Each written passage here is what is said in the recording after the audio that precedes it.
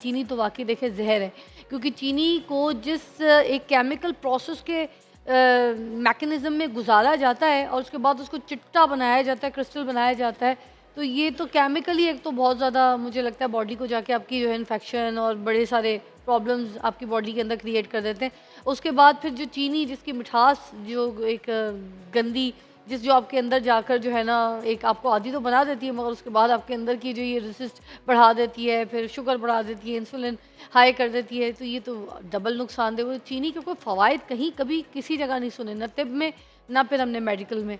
तो उसके अलावा फिर ये है कि और कौन सी ऐसी चीज़ें जो चीनी को माइनस करें। और देखें, जो खुराक होती है ना, खुराक फार्म से या जहाँ पे पॉइंट ऑफ ओरिजिन है वहाँ से आपके किचन तक अगर वो उसे एक दुकान का चक्कर लगा कर आए तो वो खुराक है।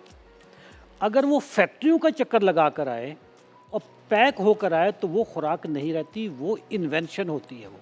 ठीक है, जितने भी प्रोसेस फूड हैं ये आप खाएंगे तो आपको फ्यूचर में मेटाबॉलिक डिजीज़ेस हो जाएंगे। ठीक है, जो चीज़ भी बैग्स, बॉक्सेस और उसके ऊपर बारकोड्स लगे हुए हैं वो खुराक नहीं है, वो प्रोसेस फूड है, वो इन्वेंशन है। इस वक्त पाकिस्तान में जो नंबर 1 पाकिस्तान दुनिया में बना हुआ है, परसेंटेज ऑफ पॉपुलेशन है, we are number 1 country in the world.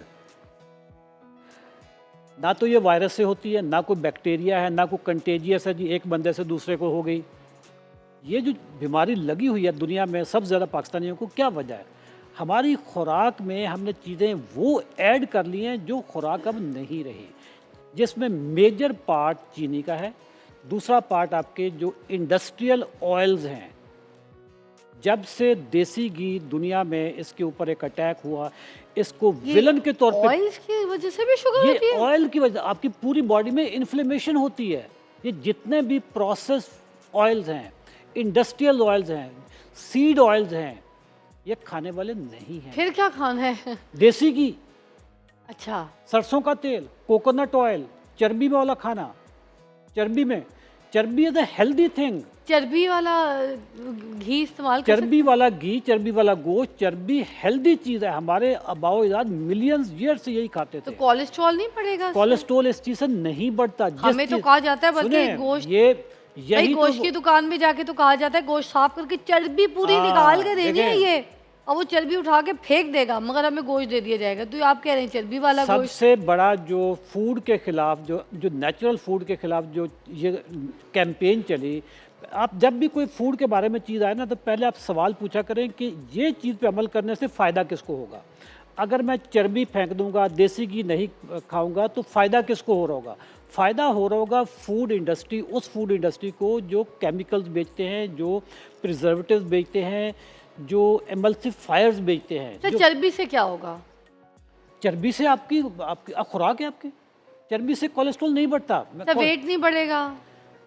मेरा कितना वेट है? मैं बिल्कुल स्लिम स्मार्ट हूँ। मैंने तो आप चर्बी खा लेते? जैसे अगर हमने बोटियां खानी है सीख में लगी हुई, ठीक है, वो हमने बोटियां लगाई है, वाला गोश्त खाता हूँ मैं।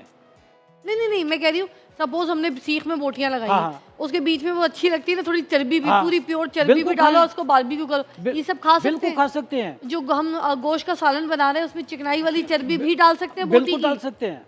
अच्छा, नली भी खा सकते हैं? नली भी खा सकते हैं, नली का गूदा भी खा सकते हैं। रोज खा सकते हैं क्या? बिल्कुल गोश्त खा सकते हैं। नहीं, रोज भी खा सकते हैं क्या? गोश्त खा सकते हैं रोज बिल्कुल रोज खा सकते हैं। नहीं, रोस्ट नहीं, रोज डेली खा सकते हैं। मैं आपको अपनी खुराक बताता हूँ। पक्की बात है, नली भी रोज खा लूं, रोज चर्बी भी खा लूं। आपको एक तो मेरी फेवरेट है इसलिए पूछी जा रही है। जिस चीज से आप नली खाते हैं ना वो नुकसान देती है।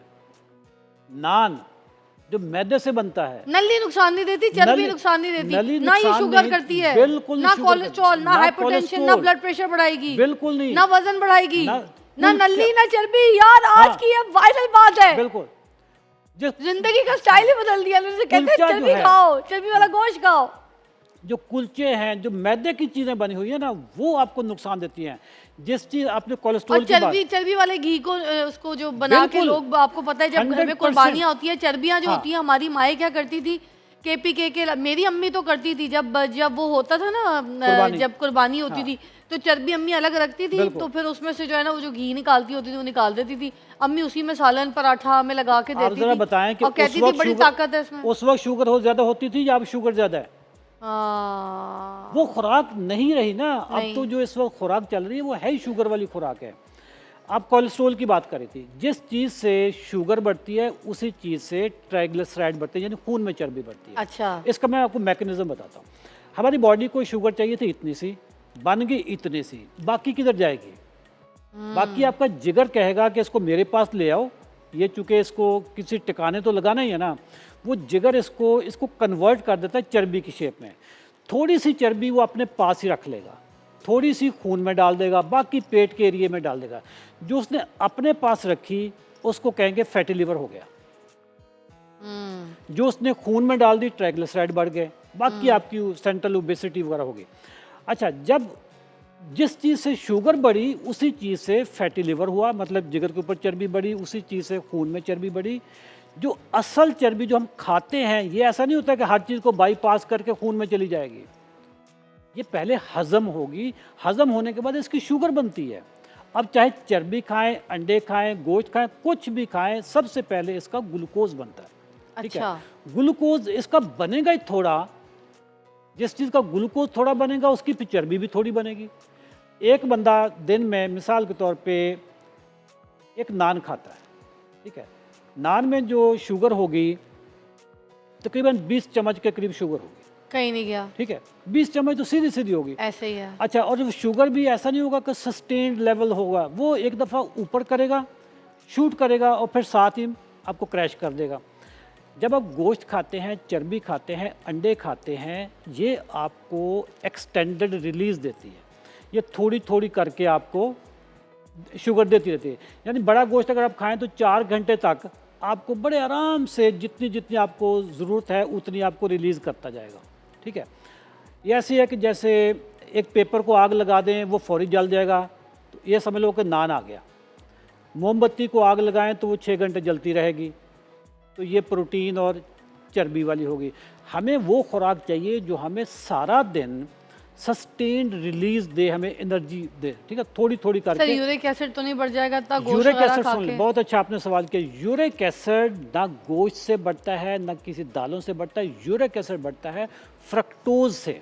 ये क्या है? ये फ्रक्टोज का तो जो फलों में जो शुगर होती है ना, उससे बढ़ता है, जिसको, और ये शुगर इस वक्त तमाम जितने भी कोल्ड ड्रिंक्स हैं और जितने भी लाल पीले शरबत है, सब में फ्रक्टोज होता है। हाई और नेचुरल फ्रूट्स में? नेचुरल फ्रूट आप खा सकते हैं। देखें, आप एक सेब खाएंगे तो दूसरा सेब खाने की तलब नहीं होती, बट जबकि आप 6 सेब को आप उसको ब्लेंड करें, उसका जूस निकाल के आप एक ही सिटिंग में पी सकते हैं। वो जो 6 सेब का आपने जूस पिया है वो आपको नुकसान दे रहा होगा, सेब आपको नुकसान नहीं दे रहा होगा। सर ये जो बड़ा वायरल चल रहा है, हर जगह लोग कहते हैं कि जी खीरा, चुकंदर और इस तरह की जितनी भी जो सब्जियां हैं उनका रस निकालो तो पी जाओ, ठीक है, उनको ब्लेंड करो तो उनको छानो पी जाओ, ठीक है। अब इनके रस के साथ पानी डाल के ब्लेंड कर लो या फिर डाइल्यूट ना करो, ऐसी डायरेक्ट रस निकाल के पी जाओ। तो ये सब्जियों का जो रस निकाल के पिया जा रहा है, सब्जियां बिल्कुल ठीक तो है, वो आपको शुगर तो नहीं देगी? चाहे गाजर, चुकंदर, इस तरह की चीज़ें क्योंकि ब्लेंड होती हैं, इसलिए मैं आपसे पूछ रही हूँ। मैं बता दूं। देखें, गाजर, चुकंदर, इनके जूस, इसमें फ्रक्टोज बिल्कुल होता है, शुगर बढ़ती है। इसको भी पी सकते हैं। गाजर, सेब, चुकंदर नहीं, सेब का जूस नहीं, सेब तो मिक्स करके गाजर, सेब, चुकंदर, उसके बाद एक्सरसाइज कर लें। फिर एक्सरसाइज करनी पड़ेगी। अगर मैं पूरा पीकर जूस पीकर उधर ही बैठ जाऊं, मेरा जिगर 1 दिन बर्दाश्त करेगा, 2 दिन करेगा, 3 दिन करेगा, उसके बाद मुझे फैटी लिवर होना शुरू हो सर जाएगा। गाजर, चुकंदर, कीनू, देखें, इस तरह की अगर मैंने चीज़ें- जितनी भी किताबें पढ़ी हैं, ठीक है, मीठा जूस आपकी बॉडी के ऊपर मेटाबॉलिक बम की तरह गिरता है। ठीक है, पाकिस्तान में फैटी लिवर और यूरिक एसिड ये एक ना वबा की तरह फैला हुआ है। क्योंकि हमारे यहाँ ये ब्रेकिंग न्यूज़ नहीं बनता। जैसे कोरोना में कोरोना ब्रेकिंग न्यूज़ था कि एक बंदा अगर केस निकल आया तो साथ ही पूरे मीडिया पे खबरें चलनी शुरू हो गई थी। कितना खौफ है रास्ता। आज अगर पाकिस्तान में ब्रेकिंग न्यूज़ चलनी शुरू हो जाए कि जी आज लाहौर में 500 बंदे को शुगर निकल आई है, सारे अलर्ट हो जाएंगे। जितने भी जूसेस हैं, वेजिटेबल, आप ग्रीन वेजिटेबल को छोड़ दें, जिसमें खीरा है, आप उसमें पालक है, चुकंदर है, ये नहीं, चुकंदर नहीं, चुकंदर आप खा सकते हैं, खाने में कोई प्रॉब्लम नहीं है। वो असल में खाना मुश्किल है ना, क्योंकि उसके अंदर फाइबर होता है ना। हाँ, फाइबर होता है। अच्छा, आपने फाइबर निकाल दिया, सिर्फ उसका प्योर जूस पिया, तो आपने नॉन अल्कोहलिक फैटी लिवर जो जो बीमारी है, नॉन अल्कोहलिक फैटी लिवर, इससे ये बढ़ता है, जूस से बढ़ता है। हमारे यहाँ यूरिक एसिड के बारे में कहते हैं जी, बड़ा गोश्त खाने से। बड़ा गोश्त का जो रोल है ना 20% भी नहीं है, दालों का रोल 10% भी नहीं है। असल जो रोल है वो कोल्ड ड्रिंक्स का है। कोल्ड ड्रिंक्स में फ्रक्टोज होता है। ये जो चीनी है, चीनी में 50% फ्रक्टोज होता है, 50% सक्रोज होता है। मगर सर आप ये कह रहे हैं कि ये वाले जो जूसेस, जैसे मैं आपको बता रही हूँ, जो आजकल सोशल मीडिया की रील्स पे ट्रेंडिंग में, तो ये जिन लोगों को शुगर हो गई है वो नहीं पी सकते, जिन लोगों को नहीं है वो भी नहीं पी जिनको सकते? नहीं, जिनको होगी है ना, वो पहले यही पिया करते थे। अच्छा। हाँ, पहले पिया करते थे ना। मतलब मुझे 2004 में हुई, तो मेरा उससे पहले कौन सा लाइफस्टाइल था, मैं आपको बता दूं तो मेरा लाइफस्टाइल क्या था। हाँ। मैं नाश्ते में मीठी लस्सी, शक्कर वाली? शक्कर वाली, शक्कर वाली, ठीक अरे है? आजकल मैं पी रही हूँ, बस मुझे क्यों डरा रहे हैं? मज़ेदार मम्मी, बहुत लगती है, बहुत मज़ेदार होती है, ठीक है? बहुत ही। अच्छा, हलवा, हलवे के साथ, पूरी के साथ मैंने नाश्ता करना, सूजी का हलवा मैं ठीक भी है? खाती हूँ सूजी का मम्मी। हलवा, पूरी, और साथ में मीठी लस्सी पीने का मेरा ये रूटीन थी। उस वक्त मैं अंडे नहीं खाता था। हाँ। अच्छा, गर्मियाँ आई, मैंने इतना मिल्क शेक पिया, हाँ। और उस साल मैं प्लानिंग ये कर रहा था कि इस साल ना मैं आम काफ़ी सारे लेकर उसके स्लाइस बना के मैं फ्रीज़र में इसको फ्रीज़ कर लूँगा। गर्मियों में, या सॉरी सर्दियों में, मैं मिल्क शेक पिया करूँगा। अच्छा। उसी साल ही मुझे शुगर हुई, अल्लाह बेहतर उसी साल ही करे। शुगर हुई। सर आपकी किस्मत ही माड़ी थी मुझे लगता है। मैं नाश्ते में वो जो सेवइयाँ होती है, सेवइयाँ के ऊपर मैं शहद डाल के, हाय हाय, क्या मुंह में वो पानी मज़ेदार लेके बहुत आ लगता रहे था। हैं। वो मैं मुझे आज भी दिन शहद याद भी है। करती है, आखिरी सवाल है ये मेरा, शहद भी शुगर पैदा करती है अगर? देखें, शहद में शिफा है, बिल्कुल कोई उसमें प्रॉब्लम नहीं है। शहद को पीने के आदाब है। शहद को ना दवाई के तौर पे लेंगे, कोई प्रॉब्लम नहीं है।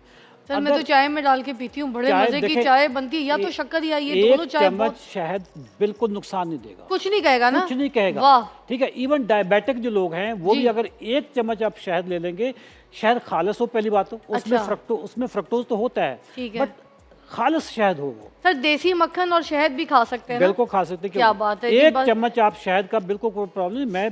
मैं खजूर भी खाता हूँ, अभी सारी अफ्तारियों में मैंने खजूर के साथ किया है। मैं सारे फ्रूट खाता हूँ, वाह। लेकिन मैं जूस नहीं पीता। समझ गई मैं, जूस आपकी बॉडी का इंसुलिन हाई करती। Thank you so much.